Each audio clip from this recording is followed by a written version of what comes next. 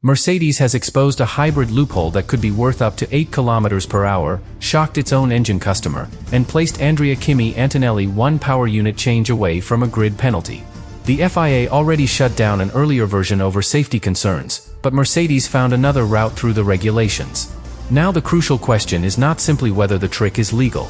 It is whether the rule will survive, whether rivals can copy it, and whether Antonelli's engine investigation could turn Mercedes' cleverest advantage into its biggest problem. Subscribe to the channel. Before this becomes a story about cheating, penalties, or a result being erased, there is one thing that has to be understood. Modern Formula One cars are not powered by fuel alone. They are hybrid machines. Part of the speed comes from the combustion engine. The rest comes from electrical energy that is collected, stored, and released at carefully chosen moments. Think of it like a runner carrying a battery. The runner is already moving quickly, but when that stored energy is released, the extra push can transform an ordinary acceleration zone into a decisive advantage. That electrical boost can help a driver attack. It can help defend. It can close a gap before a braking zone. And during qualifying, it can decide whether a car starts from the front row or disappears into traffic. This is why the Mercedes method matters. The reported gain was not a full second. It was not even a tenth. The estimated lap time benefit was around 9/1000ths of a second. That sounds almost meaningless. But Formula One is built on differences that seem meaningless until they decide everything. 9/1000ths can change who reaches the first corner with clean air. It can separate one tire strategy from another. It can move a driver away from danger. It can turn a difficult race into one that can be controlled from the front. And the speed difference connected to the technique was far easier to notice. In the relevant section, the advantage was reported to reach roughly 7 or 8 km per hour. That is not the difference between a fast car and a slow car. It is the difference between two elite machines, operating near the absolute limit, where every extra kilometer per hour forces rival engineers to ask questions. But the most important question is not whether Mercedes was faster.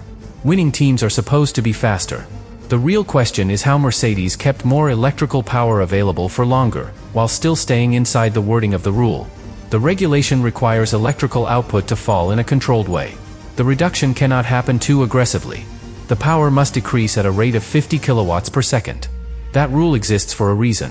When electrical assistance disappears too suddenly, the car can lose speed in a way the driver behind does not expect. Imagine driving on a motorway behind another vehicle. Both of you are accelerating. Then the car ahead suddenly loses a large amount of power without warning. You close the gap much faster than you planned. Now imagine that happening in a Formula One car, at extreme speed, with almost no room to react. That is where a clever performance idea can become a safety problem. Earlier methods reportedly pushed much closer to that danger. The electrical assistance could be cut in a sharper, more unpredictable way. That created a stronger performance opportunity, but also a greater risk. Officials moved to stop that approach. For most teams, that might have been the end of the idea. For Mercedes, it became the beginning of a new search. And this is where Formula One engineering becomes so difficult to judge. A rule does not only tell teams what they cannot do. It also tells the smartest engineers where the unexplored space may still exist. Close one door, and they look for another. Change one sentence, and they study every word. Remove one dangerous method, and they ask whether the same performance goal can be reached in a safer, legal way. Mercedes appears to have found that way. Instead of relying on a dramatic electrical cut, the driver can lift off the accelerator before crossing the finish line. That changes the timing. The car carries stronger deployment through the section where the speed matters most. Then the driver sacrifices a small amount of speed at the line itself, after much of the advantage has already been created. It is a calculated exchange. Lose a little at the final instant. Gain more before reaching it. Think of someone running toward a finish line while carrying a heavy backpack. Normally, they begin slowing gradually before the end. But if they maintain full effort for longer, then release the load at exactly the right moment, they can reach the final meters with more momentum. The action at the finish may look slower. The journey to that point was faster. That is the heart of the trick. But execution is everything. Lift too early, and the driver throws away the gain. Lift too late, and the system may not remain inside the permitted limit. The difference between clever and costly can come down to a tiny movement of the driver's foot. That is why this is not simply hidden software doing all the work. The driver has to understand the target. The power unit has to respond correctly. The energy management system has to behave exactly as expected. And the timing has to be precise enough that the lap improves rather than collapses. One mistake could cost the position. A more serious mistake could attract the attention of the officials. That explains why another Mercedes-powered team could be surprised by the technique. Using the same manufacturer's engine does not automatically mean using every operating method in exactly the same way. The hardware may be related. The understanding may not be. A factory team can develop procedures, software settings, and driver techniques around its own car. A customer team may receive the power unit without immediately having the complete method that turns one narrow rule into a qualifying advantage. And that creates an uncomfortable question for McLaren. How could a team using Mercedes power remain unaware that this opportunity existed? That does not prove the system was hidden illegally. It does suggest that the true advantage may depend on more than the engine itself. It may depend on how Mercedes combines the engine, the software, the battery, and the driver's timing into one coordinated action. That combination is much harder to copy than a single visible part. A rival can watch the car. It can study the speed trace. It can see the driver lift before the line. But seeing the action is not the same as understanding the entire system behind it. Copy the movement without the correct energy settings, and the lap may become slower. Use the wrong timing, and the car may lose deployment too soon. Push the idea too far, and a legal interpretation can become a technical violation. That is why the paddock reaction matters.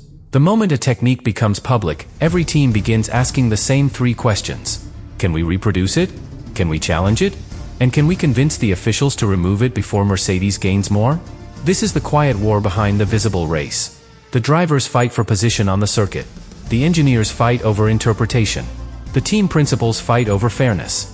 And the governing body stands in the middle, trying to decide whether cleverness has remained inside the boundary. For now, the key distinction is clear. The reported Mercedes technique is not automatically evidence of cheating. It appears to be an aggressive use of the current wording. But Formula One history shows that legal today does not always mean legal forever. A method can pass every existing check, then disappear after officials decide that the rule needs to be rewritten. And Mercedes knows that every successful use of this trick makes that outcome more likely. The faster the car looks, the more closely rivals examine it.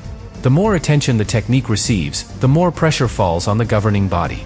And the more teams attempt to copy it, the greater the chance that someone uses it badly enough to create the safety concern officials were trying to avoid. That is why this story is bigger than a few kilometers per hour. Mercedes may have found a legal advantage, but it may also have exposed another weakness in the regulation. And once the entire paddock understands that weakness, the battle is no longer about one qualifying lap. It becomes a race to exploit the loophole, close the loophole, or prove that the loophole should never have existed at all. The moment the method became visible, the pressure shifted. Mercedes was no longer protecting a private advantage. Now every rival had a reason to study it. That changes the entire atmosphere inside Formula One, because a secret only belongs to one team until somebody understands what to look for. After that, every onboard clip, every acceleration trace, and every unusual lift before the line becomes part of the investigation conducted by the paddock itself. Not an official accusation. Not proof of wrongdoing. But scrutiny. And in Formula One, scrutiny can be almost as dangerous as a penalty. The first reaction from rival teams would be obvious. How much time is Mercedes really gaining? Is the benefit limited to one circuit? Can the technique work during a normal qualifying session? And most importantly, is Mercedes using a feature available to every team with the same power unit, or has the factory operation built something its customers cannot reproduce? That last question matters more than it first appears. A customer team does not simply purchase an engine and discover every possible way to use it. The power unit may come from the same manufacturer, but performance depends on much more than the physical components. It depends on software. It depends on energy maps. It depends on cooling. It depends on how the car is designed around the engine. And it depends on whether the driver can execute an exact instruction while already operating at the limit. Think of two people using the same phone. One uses the basic settings. The other understands every hidden feature, every shortcut, and every way to preserve battery life. The device is technically the same. The result is not. That is what makes the situation around Mercedes so uncomfortable for its rivals. They may understand the visible action. The driver lifts before the finish line. But they may not understand the invisible preparation that makes the action worthwhile. Perhaps the battery needs to reach a particular level before the final sector. Perhaps the deployment must begin at a very specific point. Perhaps the system has to reduce power in a sequence that only works with the correct software configuration. And perhaps the driver receives a precise command that cannot be copied by simply watching an onboard camera. The method looks simple from the outside. Inside the car, it may be the final step of a much more complicated process. And this is where the pressure on the governing body begins to grow. When one team finds an unusual interpretation, officials must decide whether the regulation is working exactly as intended. That is not always the same as asking whether the team is legal. A car can pass the written rule while exposing a weakness in the rule itself. Mercedes may have done precisely that.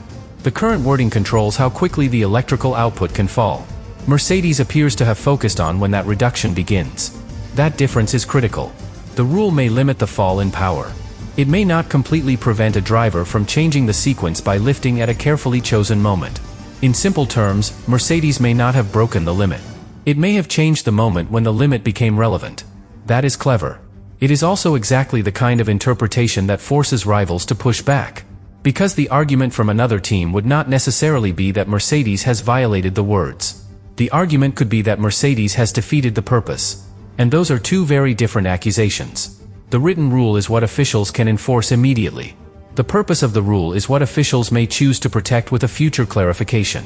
That is why a legal advantage can disappear without a team ever being found guilty. The governing body can decide that the current behavior creates too much risk. It can decide that the wording leaves too much room for manipulation. It can issue a clarification. It can change how the system is monitored. It can require a different power reduction process. And suddenly, the technique is gone. No disqualification. No admission of cheating. No dramatic punishment. Just a door that was open on one weekend and closed before the next.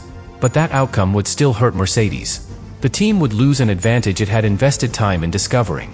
Its rivals would no longer need to copy it.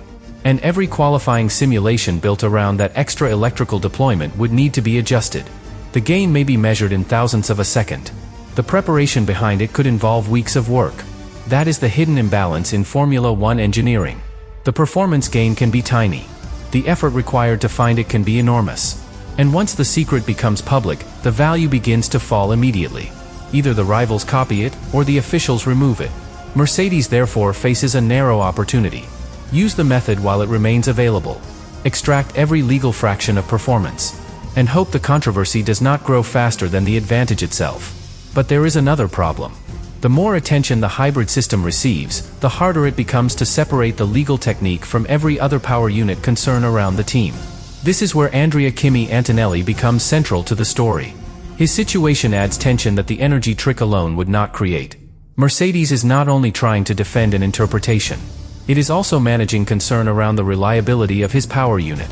Those two stories involve the same broad area of the car: electrical energy, engine deployment, power unit data. But they do not automatically have the same cause. That distinction is easy to lose when headlines move faster than evidence. A suspicious reading from an engine does not prove an illegal system. A reliability investigation does not prove the car exceeded an energy limit. And a legal qualifying method does not mean every power unit problem is connected to it. Still, once doubt enters the story, every detail begins to look connected. That is how technical controversies grow. One unusual performance becomes linked to one engine change. One engine change becomes linked to one investigation. One investigation becomes described as proof of cheating.